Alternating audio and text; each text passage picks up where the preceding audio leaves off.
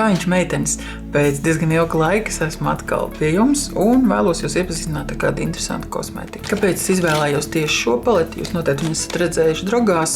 Tas ir angļu zīmols Makeup Revolution, viens no pirmajiem tādiem nosacīti lētajiem, bet foršajiem zīmoliem. Un arī Latvijā ir šādas te paletītes. Viņas principā ir 3 paletītes. Viena ir tāda izteikti ar kreizīgākām krāsām, bišķi spilgtāka. Viena ir izteikti tāda rozīga, tāda maiga, ļoti krēmīga. Un tad ir šī te palete, kas ir pa vidu. Es viņu izvēlējos tieši tāpēc, ka man šādas te ēnas mājās nav. Es ticu, ka daudziem viņas ir, vai daudziem grib viņas dabūt, jo viņas ļoti tādas ikdienišķas, katru dienu nesājamas. Jā, starp citu, man viņas šobrīd ir uzkrāsotas uz acīm, un šādi te izskatās. Šī ēnu palete, viņa ir diezgan liela. Te ir 32 ēnas, un katrā ēniņā sanāk 0,5 gramu, kopumā 16 gramu paletē. Tas īstenībā it kā nav daudz. Ja mēs skatāmies uz vienkārši pieņemsim šo pašu esences ēnu, tad šeit ir 2,5 gramu. Bet tāpat laikā šeit ļoti daudz toņi, un faktiski viņi tā vai tā pietiek. Varbūt beigsies kāds no gaišiem toņiem, bet tas arī nav nekas traks. Skatoties uz pašu paleti, viņi ir diezgan labas un stingras plasmas un nekādā veidā nerada iespaidu, ka viņas maksā pāris 11 eiro. Iekšā ir diezgan normāls spogulis, kurā var sevi skaidri un saprotam redzēt, nekas neizkrupļējas, un katrā gadījumā visi ir forši. Ir šādi te nosaukumi, bet tā kā ēnu ir tik daudz. It kā forši, bet it kā nevajadzīgi. Kopumā pašām ēnām runājot, es viņas varu nosacīt, sadalīt 4 blokos. Šeit ir tāds kā neitrālas, bet arī uz zeltainos silto pusi. Tad šis siltainums pāriet neitrāli rozīgos, pamazām jau viss kļūst vēsāks un aiziet uz mazliet violetīgo, brunganu violetīgo pusi. Un šeit jau ir izteikti vēsās krāsas un ir gan violetais, gan arī melnais pigments. Kopumā ir arī matētās ēnas. Šeit, cik es esmu viss izmēģinājusi, ir visforšākā ir šī matētā ēna. Ar viņu var diezgan labi padziļinājumu izveidot. Un man tīri labi patika arī šī. Melnā, viņa mazliet tāda, bet, principā lietot var. Tas sanāk kopumā mums ir 6 matētās ēnas, jo šo es arī pie matētās ēnas pieskaitu, kaut gan varbūt viņa varētu būt mazliet vairāk tā kā satīnīga, ar kuru palīdzību mēs varam, izveidot formu, un šīs spīdīgās mirdzošās ēnas jau papildināts make-up.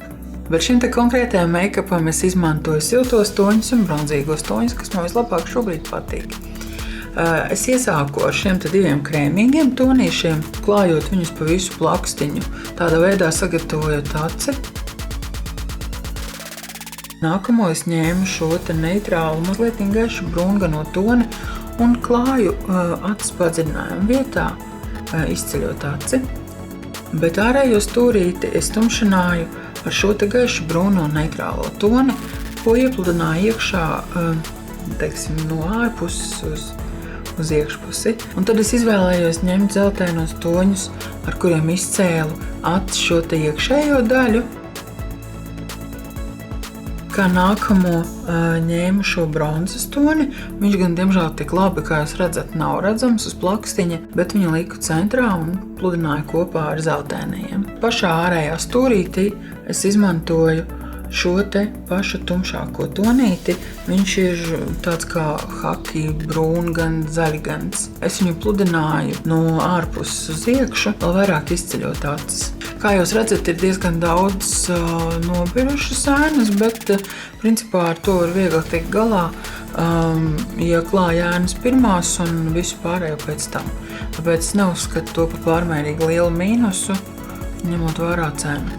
Bet tagad paskatīsimies katru ēnu nosacīto komplektu. Es jums esmu sadalījuši šādās, tā kā jau sākumā teicu, daļās. Tātad šīs te ir pirmās 8. Ja mēs skatāmies šo swatchu, tad jūs varat redzēt, ka matētās ēnas ir diezgan tādas maigas, bet es arī nemēģināju swatchot tā kā to daudz mēģinu darīt, iebāžu pirkstu un tad griežu tik ilgi, kamēr puse ēna ir palikusi uz pirkstu un tad velku turp un apakaļ. Es tā nedarīju, tāpēc es vienkārši vieglītēm, paņēmu ēnas un vieglītēm vienreiz nobraucu.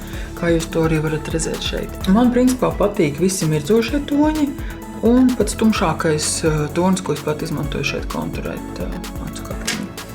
Nu, tāda secinājuma principā šī toņkārta ir diezgan forša.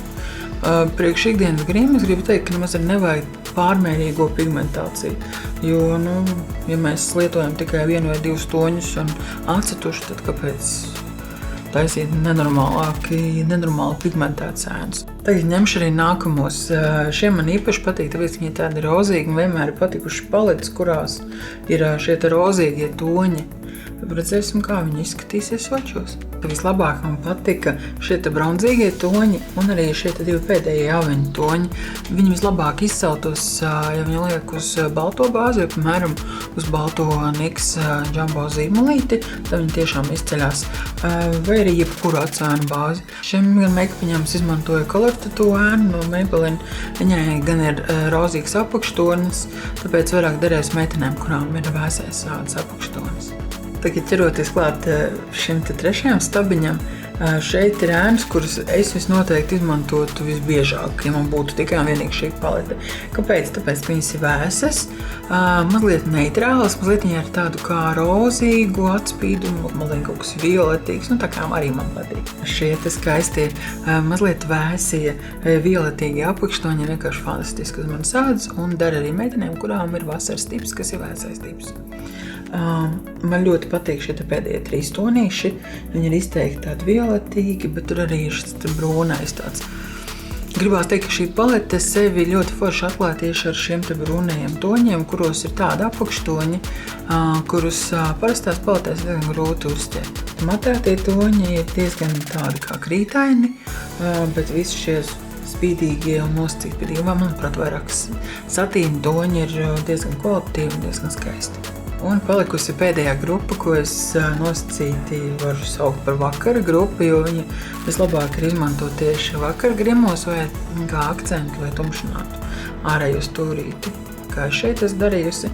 Katrā gadījumā ir ļoti smukas ēnas. Man, kas visvairāk patīk, ir šis pēdējais tonis, kas ir tāds satīnīgs ar violetu atspīdumu.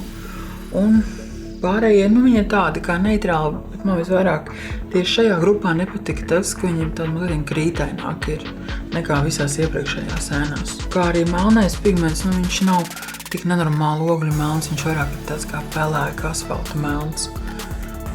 Tas ir jāņem vērā kopumā. Lūk, šādi ir man iepazīšanās ar Makeup Revolution Beyond Flameless paletīti. Visas 32 ēnas ir izmēģinātas, kopā ar jums izsvočotas un jau kādu laiciņu izprovērts, tāpēc var teikt, ka viņš man liekas interesants savā cenu kategorijā. Un jā, ko es manīju, ka draugās tagad ir atlaides šim Makeup Revolution zīmolam, tāpēc var iet pačakot, varbūt iepatiksies.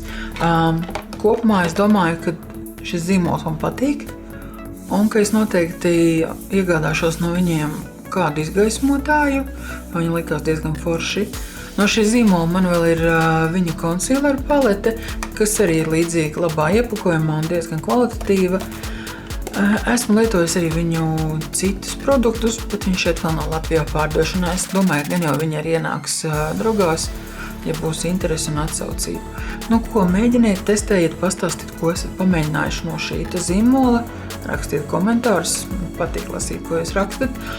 Un, ja ir kādi jautājumi vai ierosinājumi, vai jūs vēlaties kaut kādu make-up looku ar šo paleti vai kādu citu Makeup Revolution paleti, dodiet ziņu komentāros. Ja patīk, spiežat laiku, pierakstaties un tiekamies kādā nākamajā video. Čau!